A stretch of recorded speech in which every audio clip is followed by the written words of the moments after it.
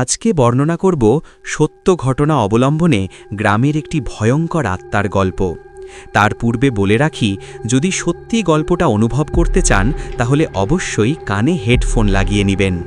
বাংলার গ্রাম, চারদিকে সবুজ মাঠ, ধানের সোনালি শীষ, গরু বাছুর, বাঁশ ঝাড় আর কলার ঝোপ। দিনের বেলা সব শান্ত স্বাভাবিক, কিন্তু রাত নামলেই পুরো গ্রাম জুড়ে ছড়িয়ে পড়ে এক অদ্ভুত ভয়। গ্রামের নাম কালীগঞ্জ। এই গ্রামেই আছে একটা পুরনো বাঁশঝাড়, আর তার পাশে ধ্বংস হয়ে যাওয়া এক কালী মন্দির। সেই মন্দিরের ধ্বংসস্তূপের আড়ালেই নাকি বহু বছর আগে লুকিয়ে রাখা হয়েছিল এক ভয়ঙ্কর গোপন রহস্য। অনেক বছর আগে গ্রামে আসলো এক মেয়ে, মায়া। গরিব ঘরের, কিন্তু সুন্দরী। তার বিয়ে হয়েছিল নূর উদ্দিন নামের এক প্রভাবশালী লোকের সঙ্গে।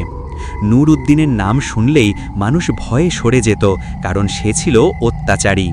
মানুষ বলে মায়াকে সে বিয়ে করেছিল জোর করে। বিয়ের পর থেকেই মায়ার ওপর নেমে আসে নির্যাতন। এক রাতে হঠাৎ মায়া উধাও হয়ে যায়। লোকেরা ভাবে সে হয়তো পালিয়ে গেছে, কিন্তু গ্রামের বুড়োরা বলে তারা মাঝ রাতে কালী মন্দিরের ধ্বংসস্তূপ থেকে মায়ার চিৎকার শুনেছিল। তারপর থেকে আর তাকে কেউ জীবিত অবস্থায় দেখেনি। কয়েক মাস পর থেকে গ্রামে শুরু হয় অদ্ভুত ঘটনা। প্রথম দেখেছিল গ্রামের মৎস্যজীবী রফিক। রাতের বেলা সে মাছ ধরতে গিয়েছিল নদীর ঘাটে।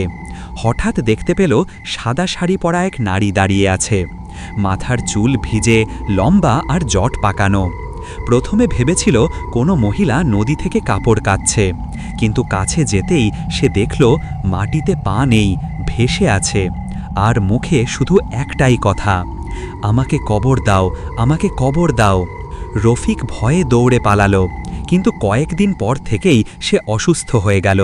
মাঝ রাতে ঘুম থেকে উঠে কান্না করত, চিৎকার করত, ও আমাকে ডাকছে, ও আমাকে নিয়ে যাবে। এক মাসের মধ্যেই রফিক মারা গেল।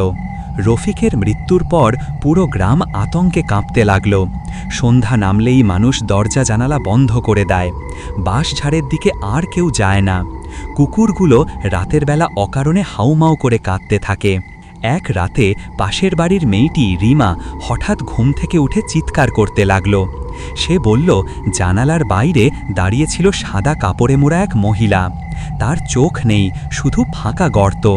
সে জানালার ভেতর থেকে হাত বাড়িয়ে দিতে চাইছিল। রিমা জ্ঞান হারিয়ে ফেলে। গ্রামের লোকেরা বলল এ মায়ার আত্মা, তাকে নৃশংসভাবে হত্যা করে বাঁশঝাড়ের ভেতর ফেলে রাখা হয়েছে, আর সে শান্তি পাচ্ছে না। গ্রামের কয়েকজন তরুণ ঠিক করল তারা আসল সত্য জানবে। তারা রাতে লাঠি আর টর্চ নিয়ে বাঁশঝাড়ে গেল। প্রথমে কিছুই দেখা গেল না। হঠাৎ টর্চের আলো পড়তেই দেখা গেল একজন উল্টো হয়ে গাছ থেকে ঝুলছে। সাদা কাপড়ে ঢাকা, চোখ দুটো লাল আগুনের মতো জ্বলছে।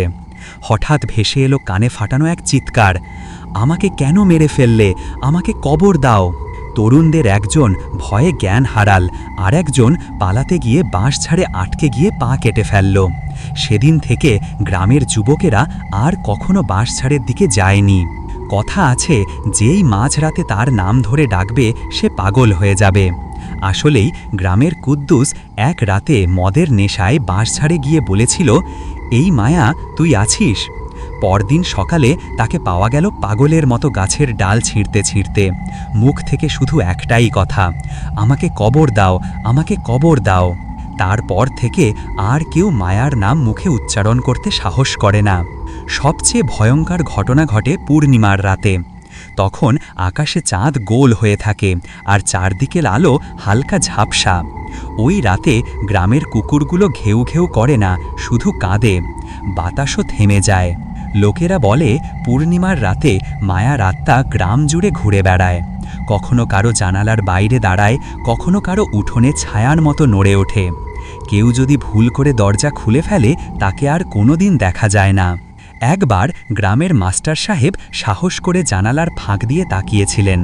তিনি দেখেছিলেন মহিলা দাঁড়িয়ে আছে, মুখে রক্ত ঝরছে, চোখ নেই, শুধু কালো গর্ত থেকে ধোঁয়ার মতো কিছু বেরোচ্ছে।